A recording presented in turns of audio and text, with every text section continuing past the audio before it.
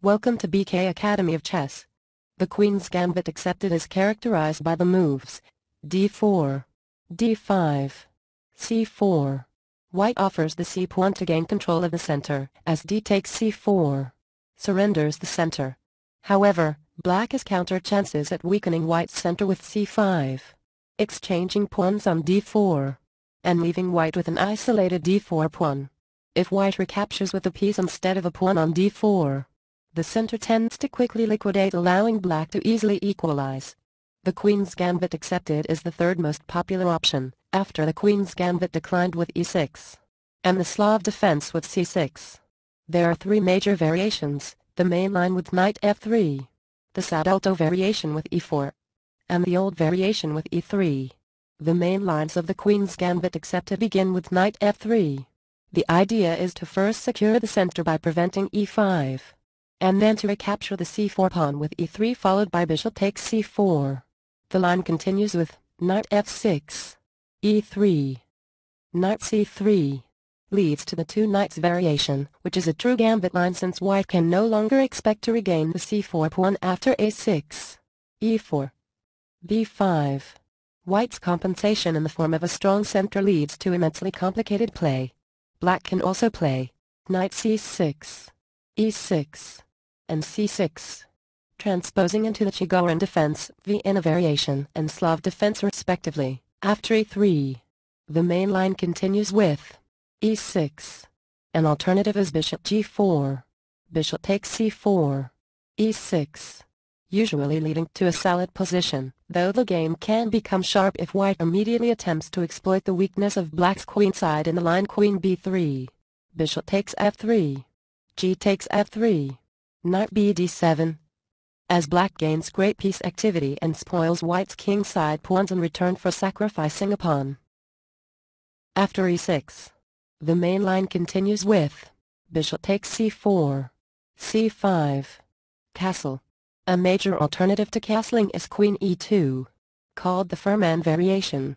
The idea behind queen e2 is to support the advance of the e-pawn. After castling, the main line continues with a6. Black has played to challenge the d4 pawn and prepare b5, which wins time by harassing the bishop on c4. In the meantime, white has safeguarded the king and regained the pawn. At this point, there are several options available for white, who needs to consider whether or not to deal with the positional threat of b5. The old main line, queen e2, allows b5, and theory holds that black can equalize against it. The main modern preference is the retreat bishop b3, so that b5 can be met with a4, while a4, stopping b5, at the cost of weakening the b4 square, is also popular. D takes c5 leads to an early queen exchange, and often to one early draw. Rarer lines which have been played are knight bd2, knight c3, a3, b3, e4, and bishop d3. White's major alternatives to the main line knight f3 are e4, e3, knight c3, and queen a4. The central variation, e4, is a resurrected classical line that aggressively establishes a pawn center that black will have to counter to have a fighting chance. The main reply against the central variation is to immediately challenge it with e5, which is a highly theoretical system.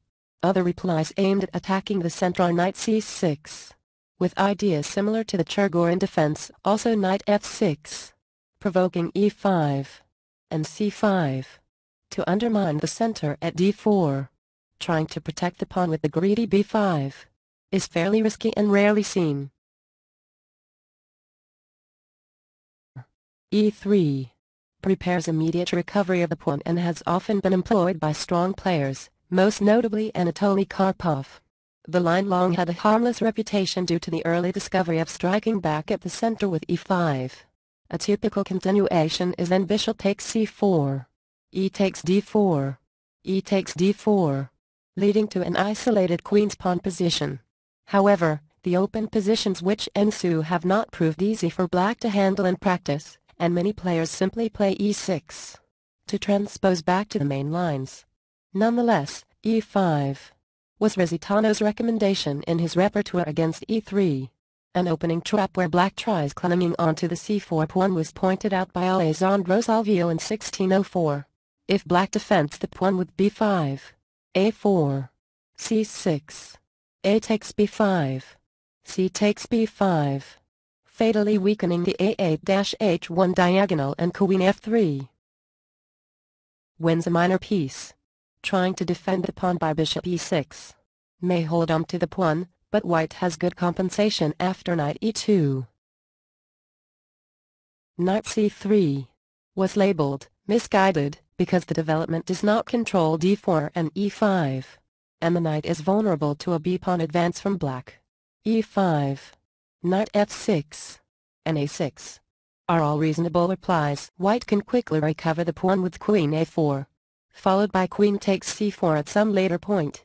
However, this puts the queen at risk and black can attack it and gain tempo.